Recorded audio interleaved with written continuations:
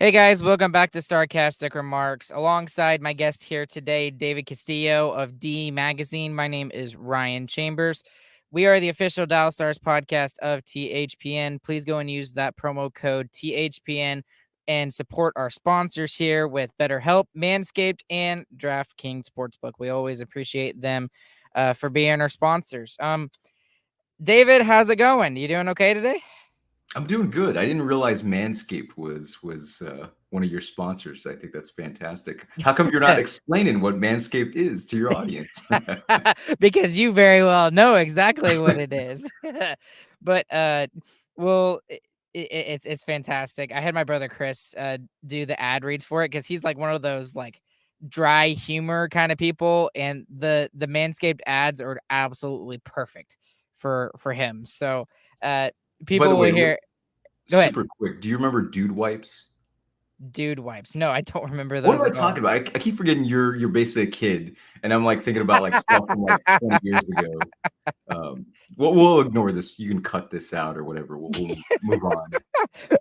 Oh man, I might keep it in. This is interesting. Oh, that's funny. Uh, but anyways, I want to kind of talk to you this evening about a couple of things, and specifically, obviously this week is just going to be nuts. We obviously had the Stanley Cup final on Monday, Wednesday, today. The time we're recording this, the buyout window opened up. Nobody's on waivers at this point, but we're hearing rumors of some possibilities, including Jeff Skinner as some others. And then Thursday is the award show. Friday, Saturday is the draft, which we're going to really get into with you because that's something that you're really strong in. And then obviously Monday is just free agent frenzy. And there's lots of other, questions that need to be answered by Jim Nill, by the organization as a whole before we even get to that point. But um anyways, let's just get straight into it with the draft. I mean, can let me just get your overall thoughts on the draft, not just specifically the stars, but is this kind of like a weaker class? Is this about normal? Is it stronger? Where do you kind of stand on this year's prospects? I'm a huge fan personally. One of the reasons why, like, I think this is it reminds me a lot of the 2014 draft, where you didn't necessarily have generational talents, but you had a ton of players with either relatively high floors, like David Pastrnak, that were picked later in the draft. We will not mention who Dallas picked, despite Uh, my avatar of him. But of course, that draft was deep with forwards. This draft is really deep with defensemen.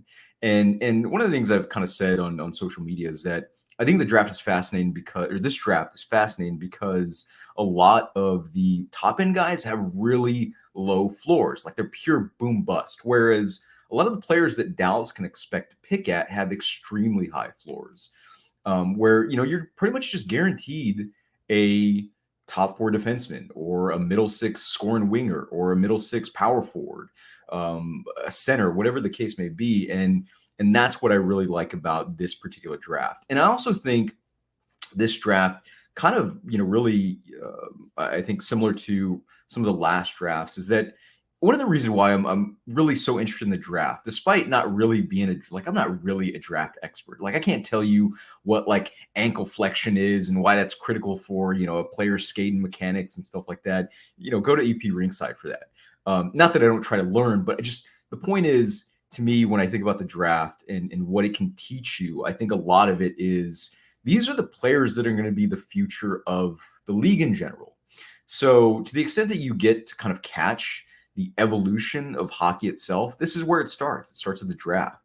And I think as especially junior teams, whether or other professional leagues like, the Liga or the Swedish hockey, league, as they also get better at developing talent, you're just finding more and more players that, you know, there's that expression that I really can't stand. Like the draft is a crapshoot. It's not. It's not. I mean, that's why teams devote millions of dollars with scouts, analytics to add certainty, right? Knowing that, like, yeah, sure, this is not an NHL player, but he's gonna be. He's gonna be because he has skill X, Y, and Z. And I think this draft is a really good example of just a ton like the first round and beyond of players that have skills you're just going to be able to plug into your lineup in the next 2 to 3 years. Is that a little optimistic? Maybe, but I think when I look at these players, like the players now, and compare them to say like players that I was looking at in the draft, back in 2013, it's just night and day. Like from 1 to 45, it's just night and day. So I'm really kind of latched on to what you just said about the draft not being a crapshoot, because I've kind of flip flopped back on the years with that whole idea. Because one, sometimes prospects can just be unpredictable, and that was just one way that I thought about it. But then on the flip side, then you look at some of these other teams who they just seem to find guys who are always able to kind of just be inserted into the lineup. And like, for example, what I'm thinking about is like the Red Wings of the early 2000s with like Zetterberg and Datsuk coming out of nowhere. And then you also think about like the teams of today, like you could probably put the Stars in that category a little bit. They're able to find guys, whether it's out of the first round, second round, and they're big time players for the Stars or for their team. And then another team that kind of jumps off the page at me is the Tampa Bay Lightning. Like the Tampa Bay Lightning, for whatever reason, they always seem to have guys that just there's like, oh, it's just this no name guy, and then he comes up to the NHL level, and he's like the perfect middle six or bottom six player that they need at that exact point. So I don't know which way I'm leaning right now, but can you explain where it kind of started with this whole idea of, well, the draft is not really a crapshoot? I think it started with like just fans and teams trying to justify why their pick went bust. Like, oh well, why did player X wash out? Is it because that either A, we did a really bad job developing them? Is it because B, we did just an awful job picking them in the first place? Or C, well, it's 50-50 and you flip a coin and, and they're like, no. I mean, I think that's the irony, which is and of course, there's like a distinction between draft and development, right? I think you Mhm. mentioned Tampa Bay. They're a really good example of a team that invested lots of not just scouting, but analytics into the drafting process with, I can't remember what his name was, something Peterson. And they were like, that started with their AHL program and beyond. And that's why you end up with Jonathan Marchessault, who came through Tampa Bay system, Carter Verhaeghe, Yanni Gordy, right? And so like I just think that when you look at them and then say like a team like Dallas, that's kind of the irony of Dallas's recent draft record, which is that they didn't like their problem early on is that they went off the board, right? Nobody had Dennis Gurianov that high. Nobody had Julius Honka that high. However, they had players like Maverick Bork that high, right? Maverick Bork was projected to go pretty much exactly where he went. Maybe, and Logan Stankoven should have been in the first round. They got him in the second. Like there was Tom's Harley.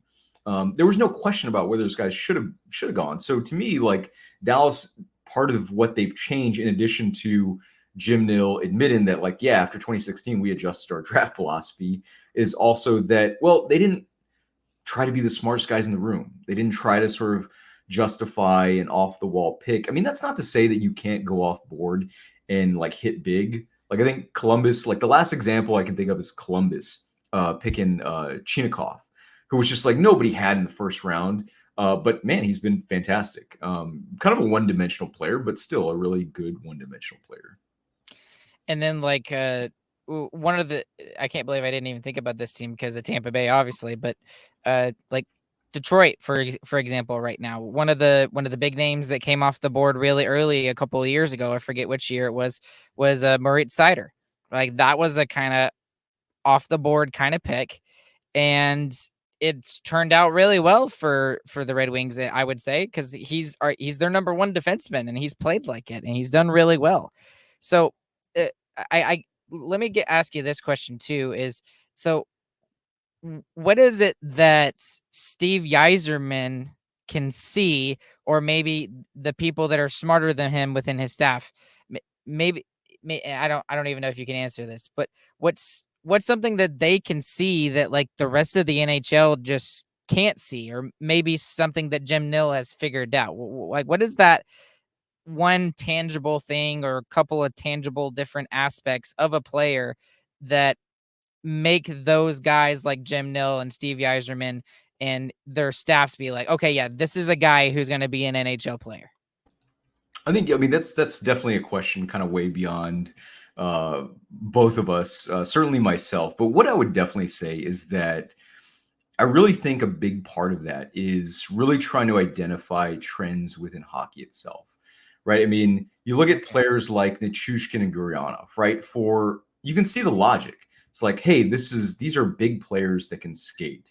Um, Not only is their size going to translate, but everything else is going to translate, right? I mean, like, oh, so why not pick these guys? Why not pick a big skilled player? But of course, what happened is that you had just so much more talent opposite them. And so then all of a sudden it turned into less about raw speed and raw size and more about making reads and anticipating plays. And that's why players like Wyatt Johnston and Maverick Bork stand out, because sure, they're not as fast as Gurionov, but they can read the play much faster. They can anticipate. And so you're not, there are no longer wasted rosters. I mean, there's still plenty of roster spots that are quote unquote wasted, but you don't have, the sort of, I was going to say Bob Probert. I apologize. Bob Probert was actually a skilled player, had multiple like 20 plus goal seasons. But you know what I mean? Like the goon in general, right? No Right. Tony Yeah. Twist. Ryan Reeves is kind of like the classic example nowadays. Still has a roster spot in Toronto, by the way. But there was a time when Reeves was actually like a decent-ish fourth liner, right? I mean, so I don't want to like hate on the guy per se. But I think that's a big part of it. You mentioned Mort Seider. I think this is the thing, and I can kind of admit to this myself. Like the nature of certain positions and how they change. I think what Yzerman saw with Seider, for example, was, yeah, okay, maybe the offense is not there, but you know what? Like, we don't necessarily need offense from our defensemen in the way that it's traditionally done, where they activate or they take big slap shots. You see that a little here and there with like Evan Bouchard, but like the idea of the hybrid shutdown defender who, yeah, sure has a cap on how good they are offensively, but defensively they're stellar, and they're also great at shortening the neutral zone. So these hybrid defenders that can leverage offensive skills in the defensive and the neutral zone may not be able to capitalize on a play like a Cale Makar, but I think that's what they saw that maybe a lot of other people were kind of sleeping on. And I think Miro Heiskanen was a great example of that as well, where that was the whole criticism going into the draft. Like, yeah, man, yeah, he's super skilled, like checks every box. Like, look at the amazing skating, and he can pass the puck and incredible like gap work. But man, that offensive ceiling, I'm just like, that's silly. I mean, you wouldn't grade a forward the same way where it's like, he checks all the offensive boxes, but you know what? He doesn't play like Patrice Bergeron. And so I think that's kind of one trend. One of the reasons why I'm so excited about this particular draft, because you have a lot of these hybrid shutdown defenders, these defensemen, these big smooth skating defensemen that kind of really play like smaller puck moving defenders in some ways. Okay. So base if I try to summarize it up, basically what I'm hearing from you is like just there. If I'm gonna pull stats from like NHL 24 or something like that, they have like a very high offensive and defensive awareness. But I think the one there, I guess the two words that can really kind of be summed up is they just have a really high hockey IQ. Is that fair to say?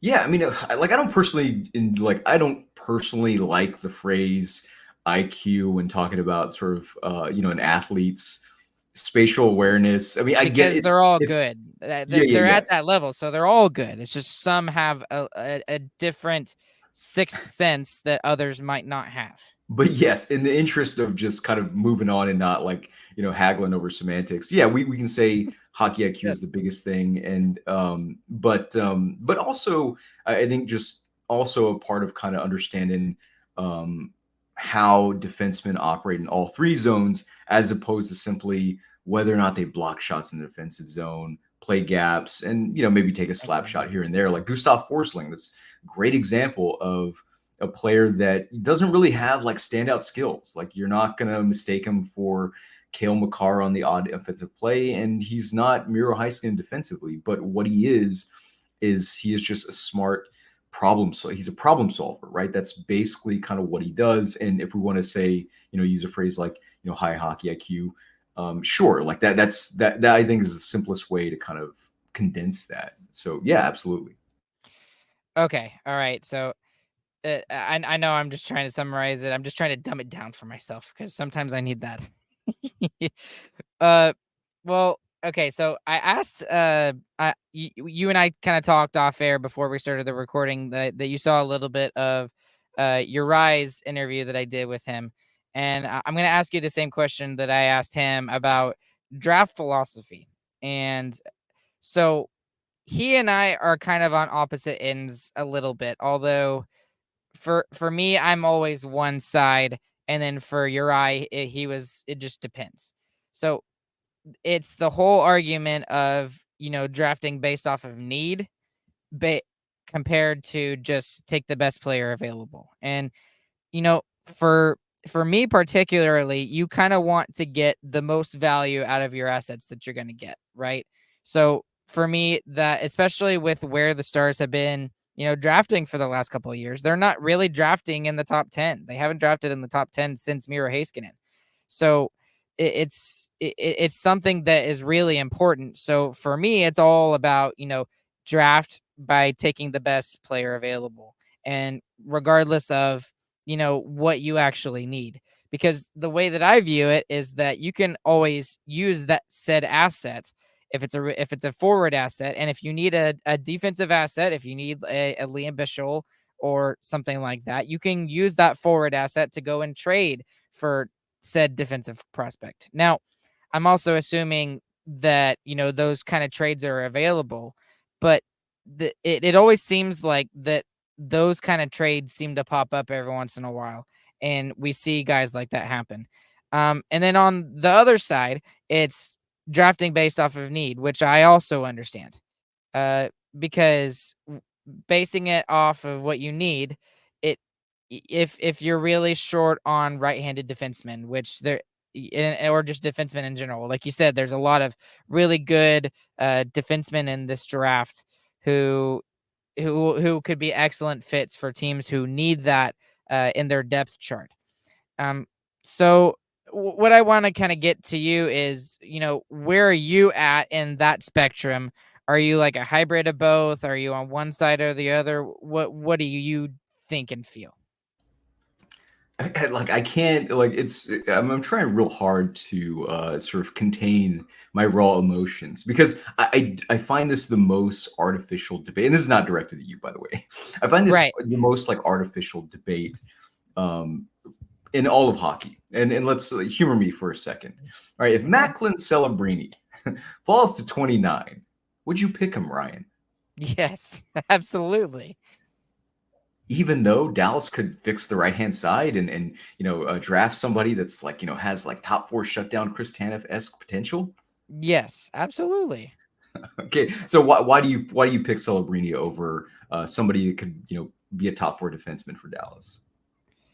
I don't. It's just the fact that we know what he's capable of, and even though I'm not like a huge draft nerd or whatever, I've heard that name for a year and a half to 2 years now. Macklin Celebrini is all I've heard about when it comes to the 2024 draft.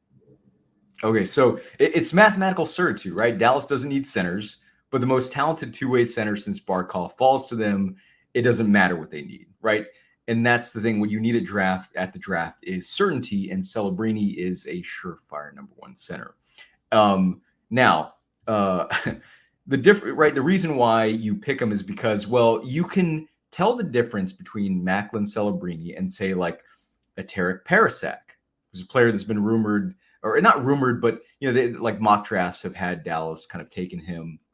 And to that I say, well, Ryan, what is the difference between Tarek Parasak and Merrick Van Acker? See, and I couldn't tell you. That's honestly something I couldn't tell you other than Exactly. what I've seen from, from elite prospects or from, from your stuff on your Substack or just other things that I've seen from, Sportsnet, ESPN, TSN, whatever. So I'm kind of basing my opinions off of other people's opinions. Well, I mean, but that's the whole point, right? Which is that, like, well, what is the difference? We don't know. Like, figuring out the best player available at this level of the draft, it doesn't really like make sense. Like, it makes sense at the highest levels where it's very clear who the most talented players are. It's very clear what the tier is. That doesn't mean, I mean, with some exceptions, mathematical certitude, but it doesn't necessarily Mm. mean mathematical certitude. It just means like we can tell like who needs zero work and is going to be plugged into an NHL lineup as soon as they want to, give them that sort of perfunctory year, back in juniors or whatever, but they're going to come to the NHL eventually. Whereas at 29th overall, like it's not obvious who the best player available is. So I just don't find the discussion instructive for really anything. Yes, of course, like there are absolutely times where you can point to, oh, well, it's very clear, this team, kind of like what Dallas did with Christian Kyrou, right? Needed right-handed defenseman, drafted Christian Kyrou in the second round, despite Lane Hudson being there.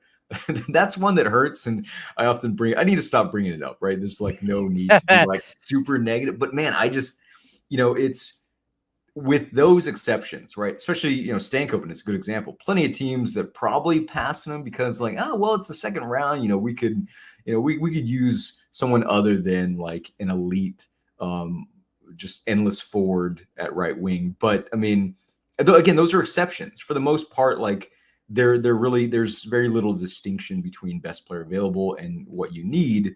And the other thing too is that, like, well, in the same way that your needs are going to change, the best players available are going to change too.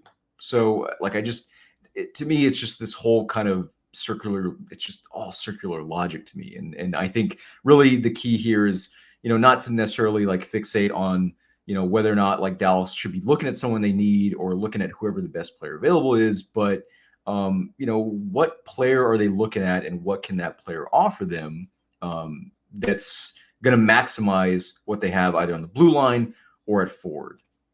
Hopefully not a Okay. goalie though.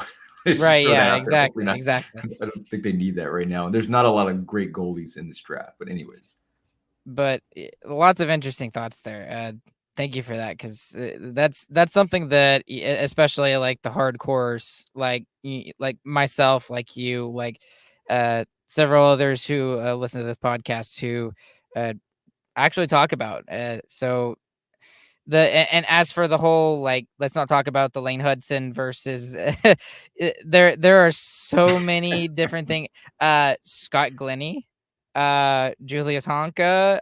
Could we talk about how the fact that the Boston Bruins had 3 first-round picks and screwed all 3 up? oh man, I, the I dynasty was handed to them on a silver platter, it and they was, knocked the platter away. and I mean, it just, my goodness, and like that, you could have gotten Matthew Barzell, and there's a whole other slew full of guys that they could have gotten, and they just really screwed it up there. But But by the way, you've seen the tweet, right?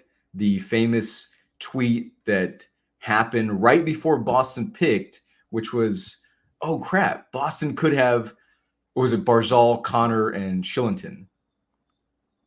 And like I this was do at the time. I just remember want to that. point that out. This is a great tweet and very prophetic, and it's hilarious. And I just wanted to kind of throw that out there. I do remember that. That was so long ago now, and it's just like, and now looking back on it, all 3 of those guys have had pretty good careers. Sure, Shillington not so much, obviously, because of some personal issues with him there, but all 3 of those guys have had really good careers. All right. All right, so now for the big question for you that I'll ask about is, the Stars don't have a lot of picks in this particular draft, and that's just because of the recent success they've had. They've had to, go out and get guys at the trade deadline, and that's one of the assets that the teams not going to the playoffs are looking for. They're looking for those prospects, those draft picks, and things like that. So if I'm correct, the Stars only have 3 this year. They've got a first, a fifth, and a seventh. Obviously, they keep their first as 29th overall. There are lots of players that I have done some research on that I think could be a good fit for the Stars that kind of make me excited. But is there anybody in particular that you think would be like best case scenario for the Stars to take at 29th? Yes, and there's one for each position. I would say there are Okay. actually multiple for each position. Like starting with defensemen, right? So the big thing that people are going to say is like a right-handed defenseman. Oh, of course. Well, that's something they need. Again, like tell me the difference between EJ Emery and Tarek Parasak.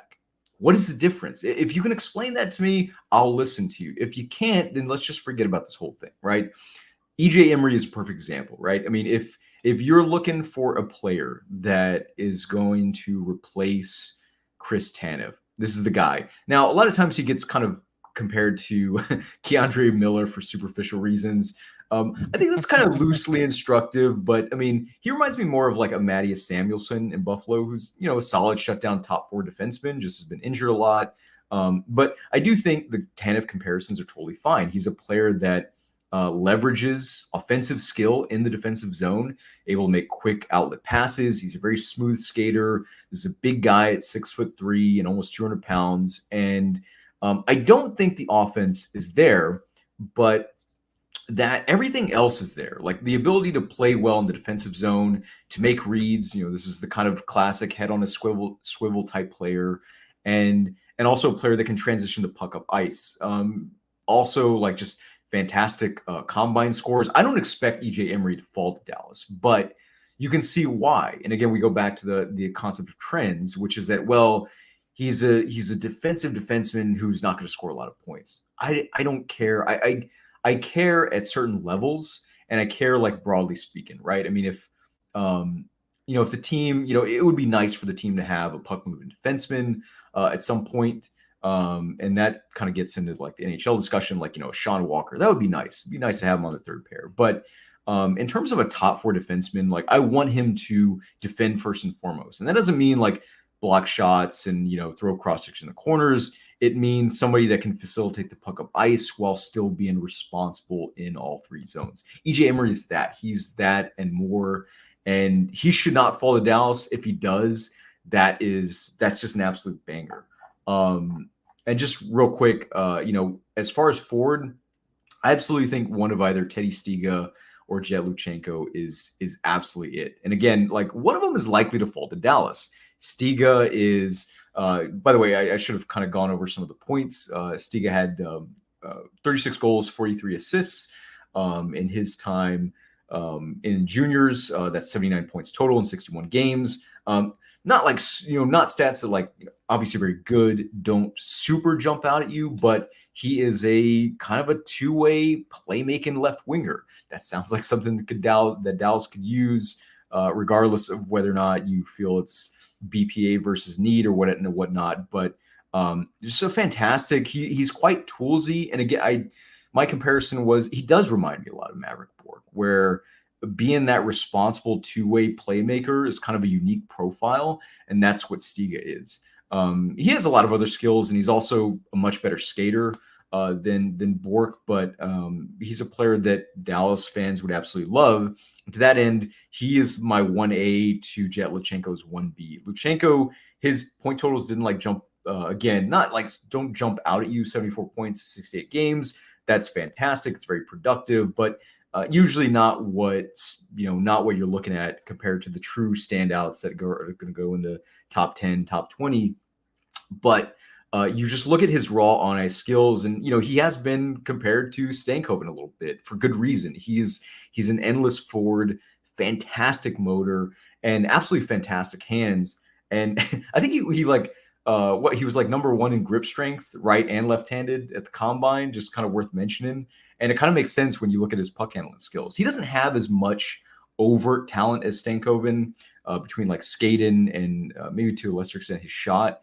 But these are, to me, these are absolute certain middle six wingers if you want. And Emery is an absolutely top four right shot defender who can play a kind of Tanev, Matt Waugh, Brett Pesce type role in a couple of years. So 29th overall, Dallas is going to have it made. And that's just like off the, that doesn't even count like some of the other guys that we can kind of talk about. I think there are at least like 5 to 8 players deep at either forward or defenseman that Dallas can pick at 29th overall. That's going to be just amazing. There was a couple of guys that kind of really excited me that as I was going through some of the draft profiles. One of there's two of them really that kind of stood out to me. One of them was Vanaker, which I think you very briefly mentioned. I can't remember if it was off air or on air here, but Vanaker. And then the other one that kind of really excited me was Miettinen as well. So uh, what what could you tell us about either one of those two players, if you know anything about one of those two players? Yeah, Vanacker was like, so he was a guy. Vanacker, sorry. I mean, well, yeah, it's not the worst, you know. But Vanacker was actually a player there profiled. For those who don't know, he had 82 points in 68 games. That was split between 36 goals and 46 assists.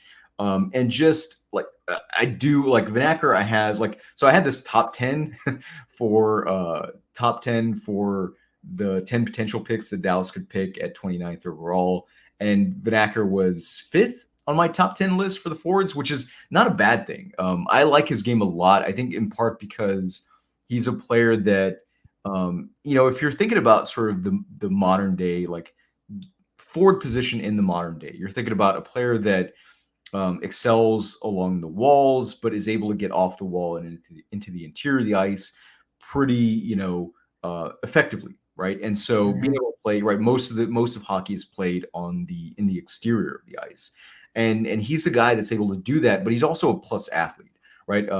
He's not necessarily the fastest or the most agile, but he has everything. He can skate, he can accelerate, good stride, good shooting, good passing, just kind of he's really like above average in pretty much every physical category you can think of, and that's why he's absolutely a guy that I think would be like I would not complain. Like if he was one of the guys, if that's who Dallas picked at 29th overall, I would not complain at all because I think he's a really good athlete. So any size that he adds between now and the time he plays in the NHL is just the cherry on top. I mean, he's not like a small guy either. He's 6 foot, granted, pretty thin, presumably 170 pounds, give or take.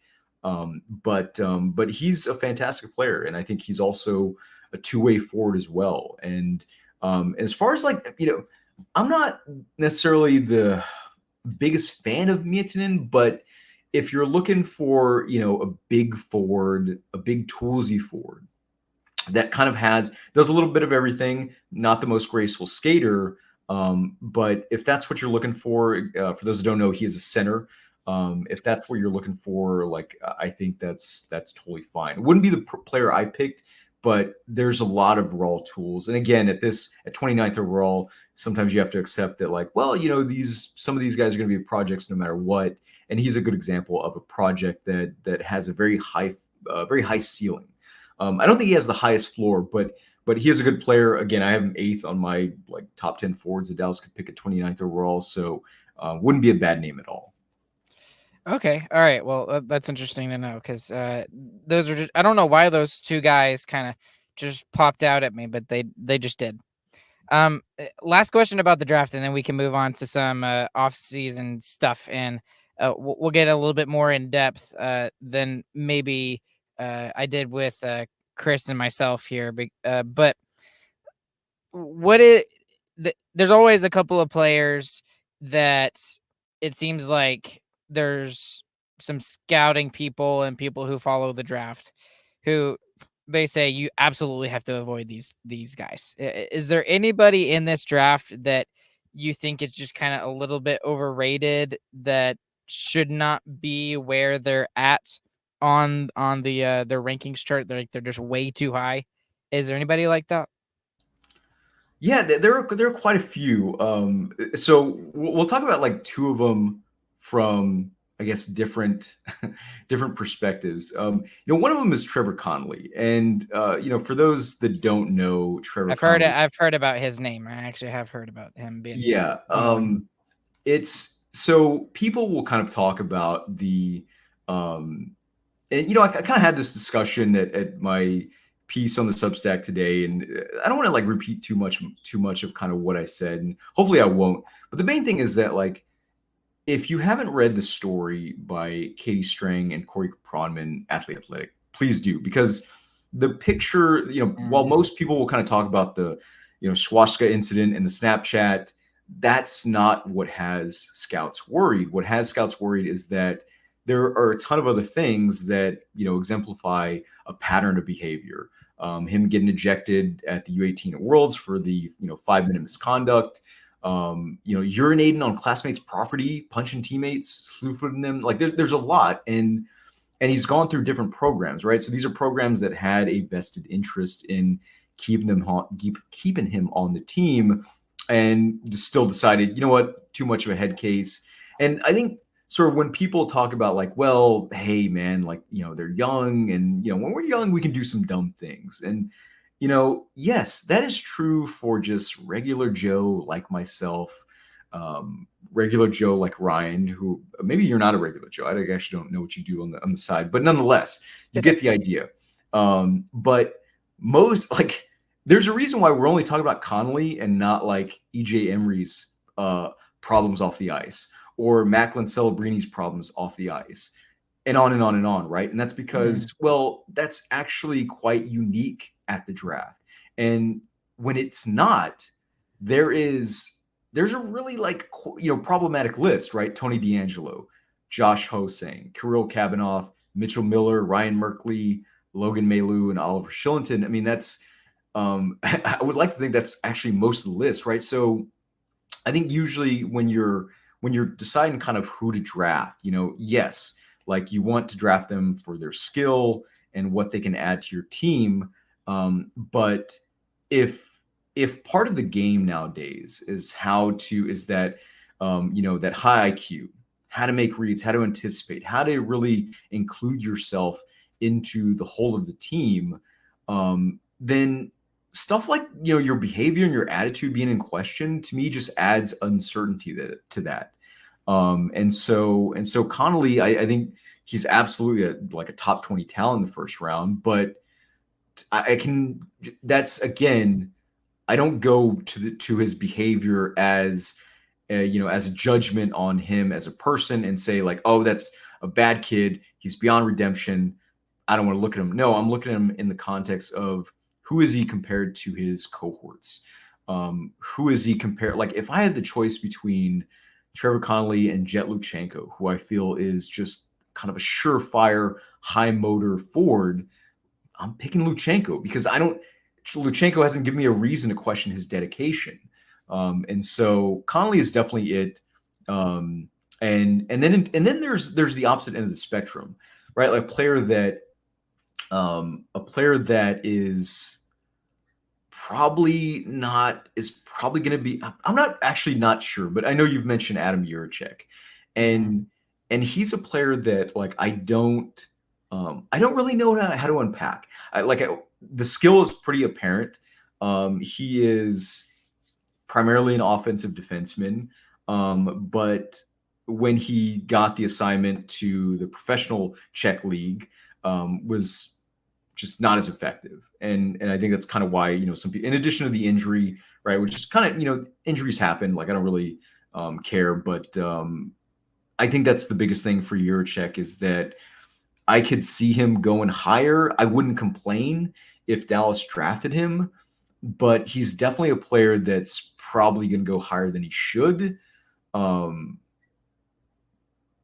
want to say also could, I don't know, like end up higher than where he is picked. Like, I mean, if he ends up being a second rounder in a redraft 3 years from now, I honestly wouldn't be surprised, because I don't think Juracek is the most complete defenseman. He's definitely a project, but the potential is definitely there. I don't think he's anything like his brother, but he's a fascinating prospect to me. And again, I would not complain if Dallas picked him.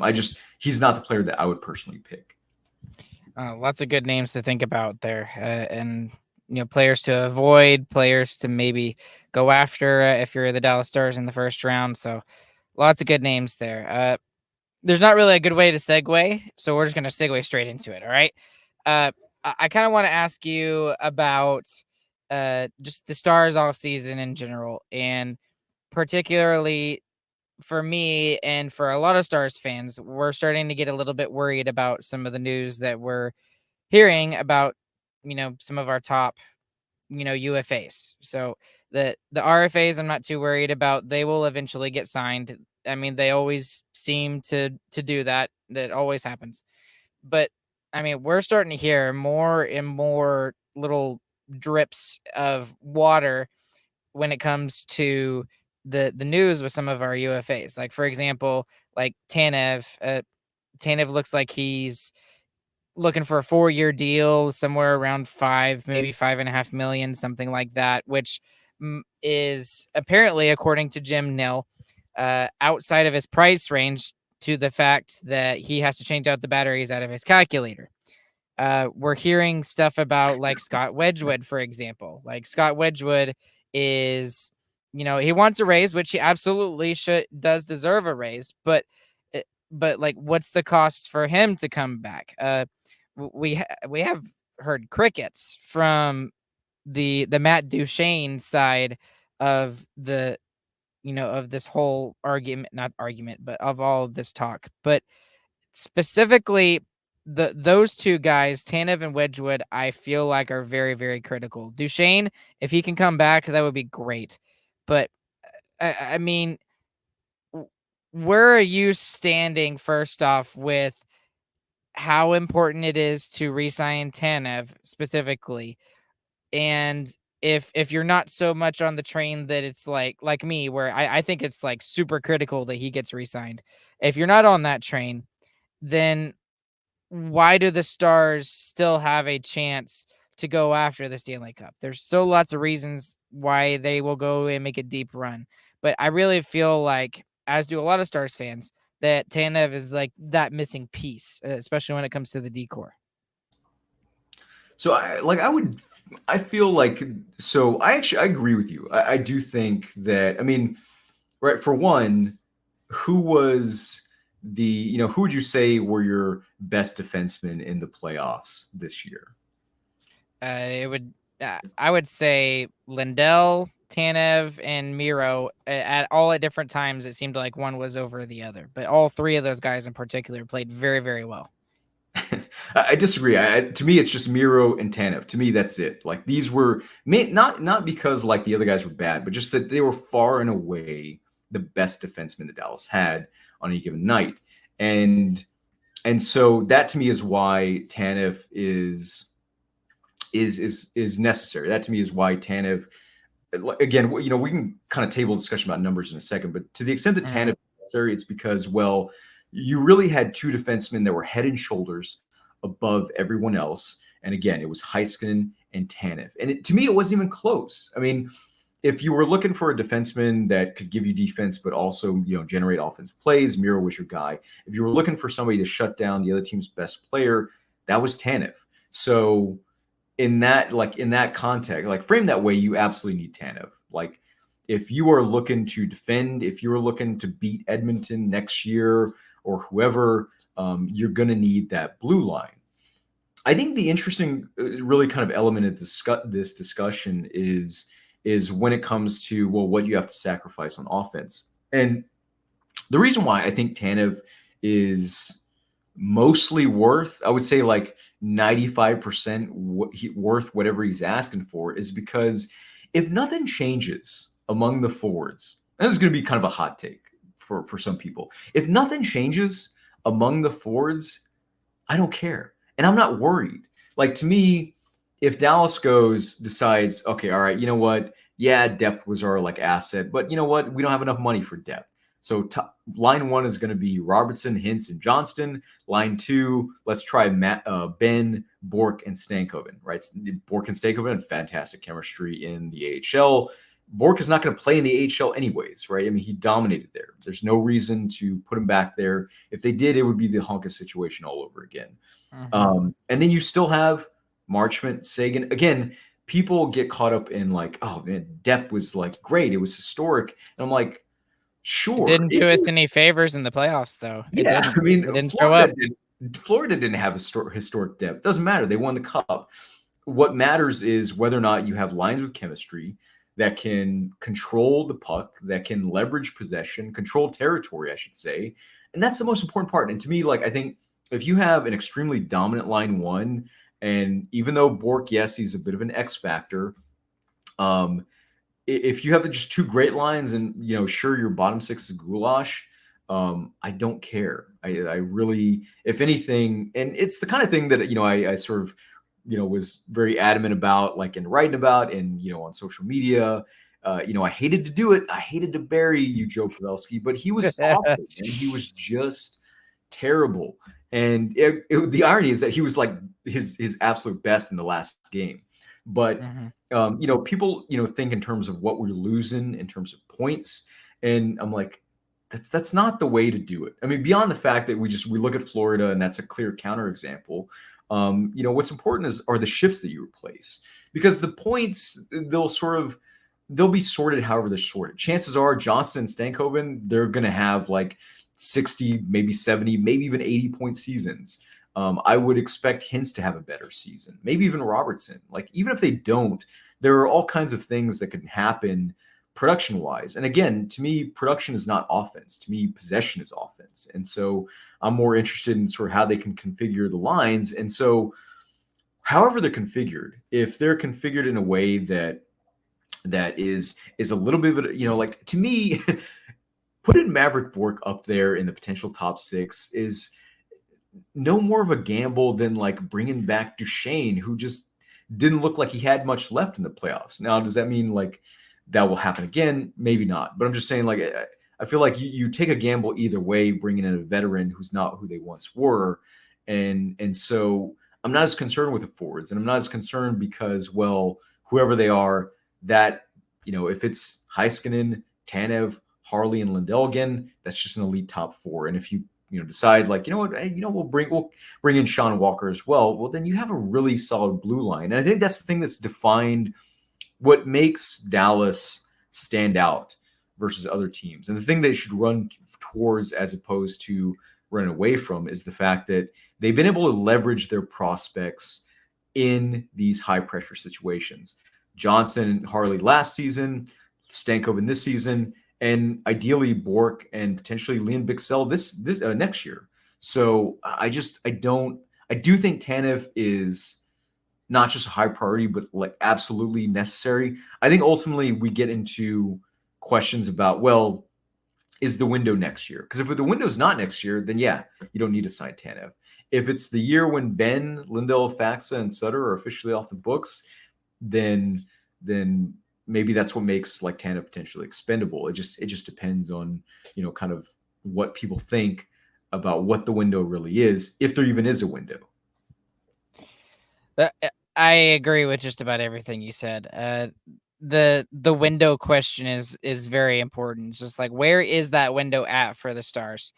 And, for some people, a lot of people thought it was this year. They thought that with the way that we were able to get Duchesne on a really good deal, the fact that we had guys like Logan Stankoven just be able to come out of nowhere in the middle of the season and force his way onto the roster. They just felt like this was the year to do it, as did I. But, running it back with a lot of the same players it's going to be about the same. So, and it's just, for me, there are so many guys that can pick up the slack of Pavelski and Duchesne if they're both gone. That's 132 points I think they have to replace. So, and you talked about, people looking at it points that way. But what's more important is, are these players going to be able to score the clutch goals at the right moment? Are they going to be able to provide the right plays at the right time? And the reason why I'm so bullish on this whole, we have to sign Tanev, we have to re-sign Tanev, it has to be done, it has to be done, don't care, just give him what he wants, is that we saw in the playoffs in a very short time period how well he was able to adjust to the Stars, and like you said, that he played like gargantuan giant minutes against the best players in the world. He played against Mark Stone, Jonathan Marchessault in that first series, not to mention Jack Eichel. Shut them down. In the second series against Colorado, he did even better alongside Miro Heiskanen and shutting down Nathan McKinnon and Mikko Rantanen. And even in Edmonton, at the beginning of the series, before they started running, where it looked like they were starting to run out of gas, they were, for the most part, negating the offense of, Connor McDavid and Leon Draisaitl and even Evan Bouchard to a certain degree. So it's I just that's why I feel like you cannot let this guy go, because on the flip side of this, there's not another guy out there. And you talked about Matt Waugh, and there's some other right-handed defensemen that are out there that would be decent replacements, but we don't have the track record of those players like we do Chris Tanev. We know he works in this system. We know he works well with Lindell, with Miro, with whoever he plays with. And that's just why it's so important for me to get Chris Tanev re-signed as a Dallas Star. Also, one of the things that I would add there is that if you think about and this is the thing that I always kind of go back to in terms of how I analyze when I look back at why teams lose a series. To me, I always compare it to prize fighting, because I always feel like when I think about, so I used to write about the UFC, and used to do previews and reviews of fights. And when I think about sort of how fortunes and how outcomes are decided, it was rarely oh, well, this guy was faster and that's why he won. This guy could punch harder and that's why he won. Oh, this guy had a better ground game. At the highest levels, it's not really about that. It's usually about a certain sequence that decides a fight. And I think hockey is very similar, where it's about a sequence. If I go back and look at why Dallas lost to Edmonton, I'm not thinking about oh man, the depth didn't show up, or the best players weren't the best players. I mean, sure, there's truth to a lot of that, but to me, it's really about sequences. And I think about special teams and overtime in game one, or the lack of any advantage leveraged on home ice. And that's where I think maybe constructing the lines in a way that aren't just oh, let's roll all four and let the chips fall where they may actually benefit them. Where maybe you're a little bit more deliberate about which lines are dominant and who plays against who, because I to me, when I look at why Dallas lost to Edmonton, I don't necessarily think about sort of depth. Special teams; those are all part of it. But I think more about where was that what were they missing? What one thing were they missing that they could sort of take control of that sequence, really generate that momentum shift? And it used to be the top line. It used to be the dominance of the top line. They lost that, and in its absence, nothing replaced it. They didn't have a dominant top line this year. In fact, it was actually quite not mediocre, but it was just really average, right? And even Stankoven and Johnson and Ben kind of didn't generate possession the way you'd think they did, kind of broadly speaking, in the playoffs. Still a monster line. I'm not saying break them up or anything like that. Just that things got tough when Hintz went down, and they were kind of asked to asked for the tougher assignments. So I just think what are some what's that one thing they can sort of leverage over their opponent next year? The fact that there will be missing players like Duchesne and Pavelski, that just don't register to me, because I'm thinking if they decide to go the Robertson, Hintz, Johnston route, and you just let's put together a super line. That is something that they'll be able to leverage over other teams in the future. And not saying it's the answer. I'm not saying you shouldn't worry, or that if there's an opportunity to bring in someone, think a Jonathan Marchessault, right? If you can fit him under the cap, somebody you can bring in, plug into the top six, yeah, it's fantastic. But to me, it's if I'm thinking about the identity of this team, it's not the depth, it's the defense, and that's what I'm trying to kind of improve, so to speak. I don't want to be that guy and say this, but offense wins games, but defense wins championships. Oh my That god! All right, so now we're I gonna go another hour arguing over this. I knew you were gonna love that. Okay, one last question for you, and then we'll wrap it up here tonight. Um, and this is something that I am an extreme believer on. It was just a I don't want to call it a revelation, but it really was for me.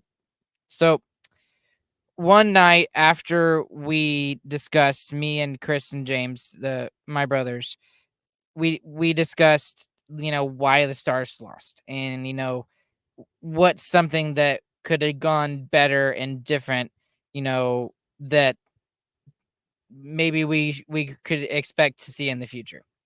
And at the time, we said all the things that you just said. Is special teams. Our best players just weren't our best players, and their best players were. We didn't get the right balance at the right time. There's just some unluckiness there. All of those sort of things. We tried to dissect it, and one of the things that I really noticed, especially after watching Edmonton against Dallas, and then how how much the momentum shifted in the Stanley Cup final, it really made me a believer in this. And it's just the ability, and I don't know another way to say it other than this. It's just the ability to punch somebody else in the face, right? So it's that ability to stand up, to have the physicality, to basically be able to be a jerk. And what you saw in the series against the Edmonton Oilers, from a Stars perspective, at least for me, is that in the middle of Game 4, when we really started to lose it, it was because Edmonton was starting to push back. They pushed back and they said, "You're not going to sit here and bully us. We're going to, face wash you here and maybe extra shove here or something like that." And then there was no response from the Stars. And then from that point on, it it just it felt different. Like in the first two series, it never felt like we were going to lose. But at that particular moment, after losing Game 4, I just felt like we didn't stand a chance after that. And then looking at how the momentum shifted in the Stanley Cup final, the Panthers were just, I mean, we saw all sorts of things. We saw McDavid in a chokehold. We saw all sorts of things, and just the Panthers bullying the crap out of the Oilers. And then what we saw in the three preceding games in 4, 5, and 6 was, the Oilers showing their ability to fight back. And it was very interesting to watch for me, because that just showed me that Edmonton is a really good team, and they had those guys that were able to do that. And now when I look at the Stars, we have some of those guys, right? So we have the Jamie Benn, we have Mason Marchment, and we have Yanni Honkenpaa. So Mason Marchment kind of had some glimpses here and there, but for the most part, that side of his game, which is one of the reasons why we got him, was relatively, was gone, had disappeared. When you look at Jamie Benn, I understand why that aspect of his game was not there in the playoffs, even though for me, he was one of the best forwards for the Stars in the playoffs. I just think he was thinking about his time in that Vegas series last year, and it caused him 2 games in the playoffs. And then, for Yanni Hakanpää didn't even play a single game in the playoffs because he was injured. So one of the things that I really want to see Jim Nill do, and I think he's kind of figured that out at least a little bit, is go after some more of those guys that not necessarily can score for you like Mason Marchment can, but find those guys that can just be complete and utter jerks and butt heads. And the reason why I feel like that Jim Nill might be on that same mindset is you look at some of the players that he apparently might be involved with. And one of those players is William Carrier from Vegas. If he makes it to the open market, that is absolutely a player that I want. That is a guy who who can play on your fourth line, who has Stanley Cup playoff experience and who has won a cup. He's an absolute jerk. He's perfect. He's exactly what we need. Now, I'm not saying we have to go out and get 5 or 6 of those guys, but having a guy like that, I think, can definitely help the Stars' ability late in playoff runs to kind of get them over that hump. And I think that's the thing that we've been missing for especially the last 2 years. Sorry for the long explanation, but I mean, what do you think about all of that? You have me still stewing over the offense wins championships. I really I want to unpack that statement. I want to talk about that instead. But 5 minutes later, completely did not listen to anything else other than that. by the way, just to correct you, great teams win championships, not defense. But anyways, that is true too. That is true. William, for one, I mean, the thing with the whole kind of leverage and physicality is like anything else, right? What is its purpose? What are you leveraging it for? Like if you're just look at a player like Corey Perry, a jerk, and was actually actually this is a really bad example because Perry was statistically very good, and I guess my thing is, this is something that Toronto has been trying to do, right? Toronto for years, their thing was, granted, yes, Dallas is a better team than Toronto, but Toronto is still an elite team in the regular season. I don't make fun of them for that because and plus Dallas never beats them, so I try to respect them just a little. What is that about? They're just and sorry, a random tangent. Vancouver, I don't understand why. Last year, before they were even good, we could never beat the Vancouver Canucks, and I never understood that. Sorry, just statistical noise. No, I appreciate it. But Toronto is a team that for years, they had Matthews, Marner, and Nylander, and just kind of oh man, we're not getting it done in the playoffs. So let's get physical. Let's bring in Ryan Reeves and so forth. That didn't work either. The reason is because there needs to be a purpose. There needs to be intention other than just simply to sort of be a psychopath for the sake of being a psychopath. We saw what that got Jimmy Benn last year. Right. Got him suspended. So there's a tightrope there. But I do think there's a little bit of recency bias, like Florida, very physical in your face team, although not a big team. Do want to note that, right? Edmonton was much bigger statistically.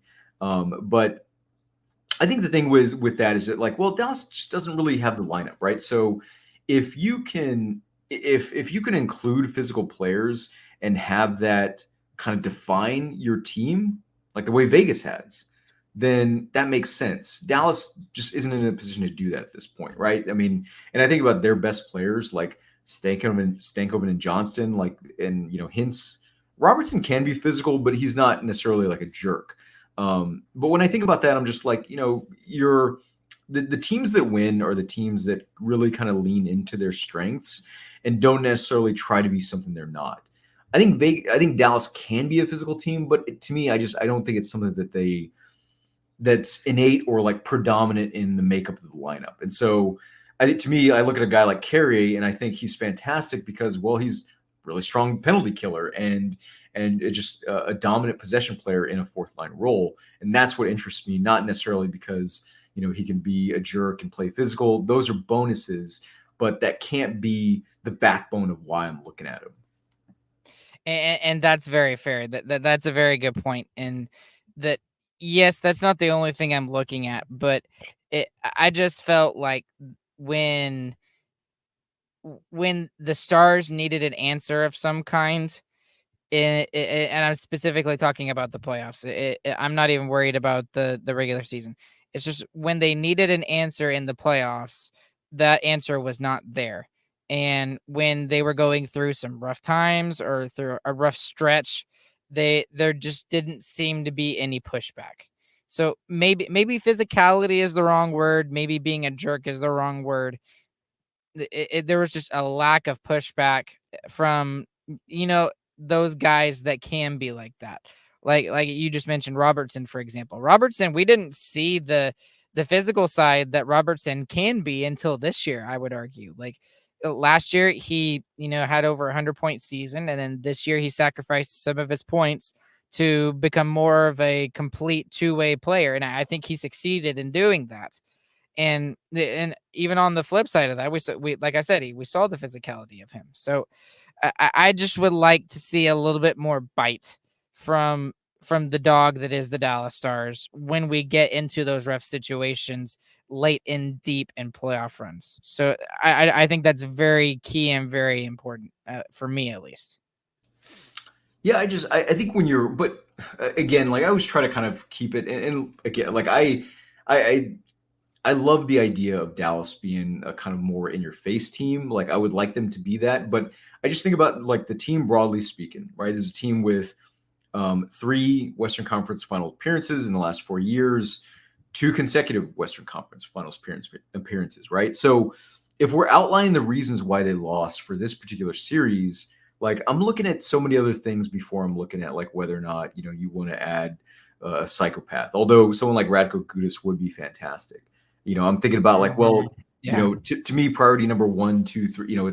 It's bringing Tanev back. It's figuring out the penalty kill, which was just really bad in the playoffs in general, right? It wasn't just the Edmonton series.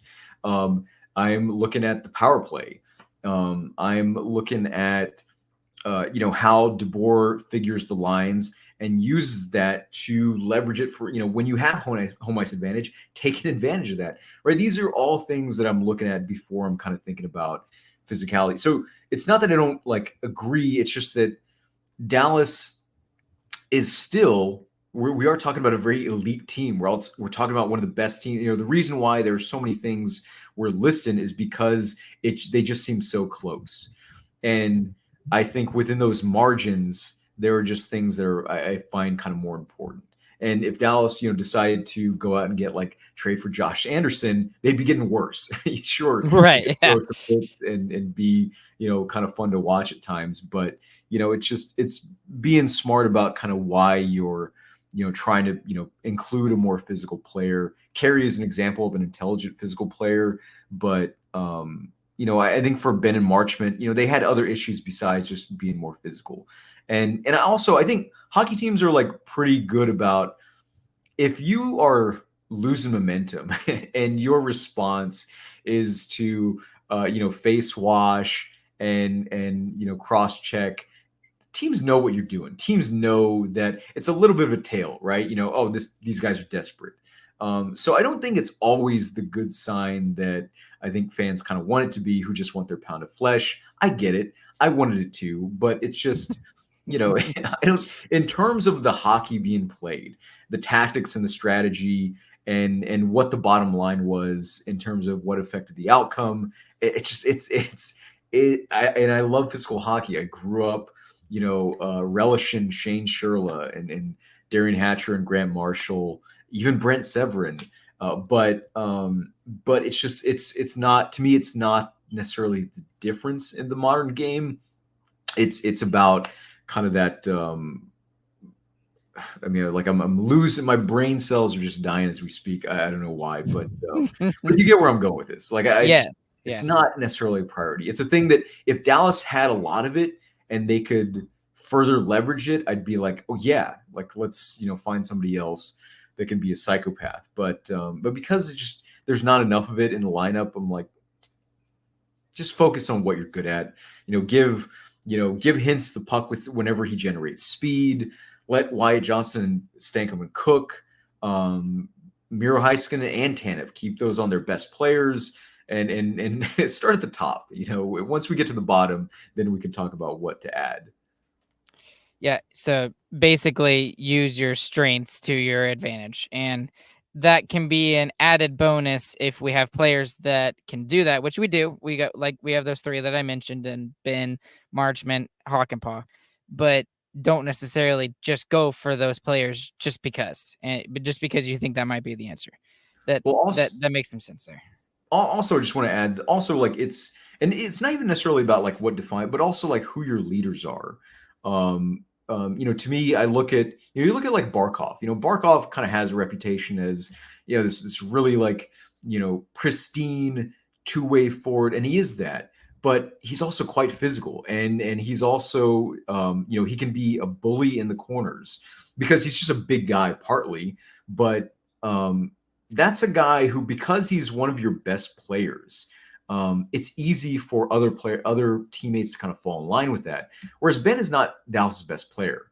In terms of forwards, I would say maybe like Johnston, Hinson, Robertson. These are your top three in terms of defensemen. You're probably looking at Heisman, Harley, and Tanev. Do any of them have that profile of a person that can get in the faces of other players and be a jerk? No, they don't. So again, it's that false posturing that any opponent would immediately recognize if they tried to be something they weren't. Well, I think we're gonna have to cut it off there. We're getting real deep here, like real deep. Absolutely love it. So, but anyways, David, thank you so much for coming on today and staying up late with me and just talking about Stars hockey. I think we both just want to see the same thing and just see them win their first Stanley Cup since 1999. They're so close. And maybe that's why we see so much on social media about like how frustrated Stars fans are, because if we were just like a middling team, we'd just be like, whatever, we'll be okay.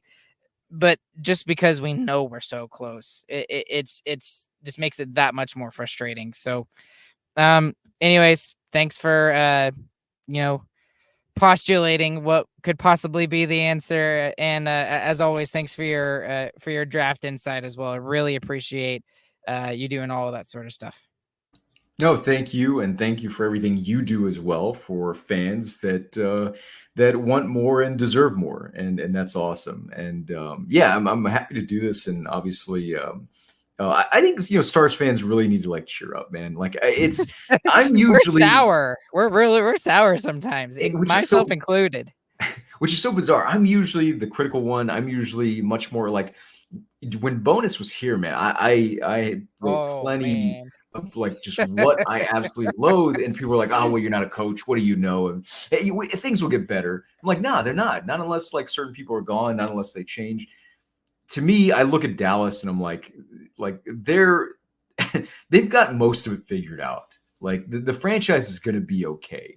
If I felt like someone was truly rotten, I would absolutely like write about it. I'd point it out. I'd be talking about it right now. You'd hear the tears streaming down my cheeks. But no, like I really don't think Dallas is like Stars fans should be in a position to kind of feel like the sort of sky is falling. They're going to be okay. Oh, absolutely agree with you there. Make sure you follow David Castillo on Twitter/X, and also do the same thing as I do and subscribe to his Substack there. And you can also find his work on D Magazine, and he also makes quite frequent appearances on the Spits and Suds podcast, which Gavin and him do so well. So go and check out his work. He does great work there. So, David, is there anything else that I left out? I think that's all of your stuff. Yeah, no, that's it. I still owe Defending Big D a few articles. I promised Taylor I'm gonna give them to you, but that's it. We're gonna have to tag Taylor in this to make sure that she hears that, so she can hold your word to it. Okay, all right, guys. As always, we appreciate all of you guys who are listening as well. If you liked anything you heard here today, please consider leaving a 5-star review anywhere you listen to your podcast. Go ahead and check out sarcasticremarks.com. That's the quickest and fastest way to listen to our episodes audibly. And as always, follow us anywhere you see us on social media. We're basically everywhere. Starcastic is the handle, and including Discord. Discord is out there as well. And James likes to post pictures of cats every once in a while when we're having really bad games. So it's quite interesting there. Would love for you to be a part of that community there. But along with David, my name is Ryan. We'll catch you guys on the flip side, and hope you guys have a good, fantastic morning, afternoon, evening, whenever you guys are listening. Go Stars.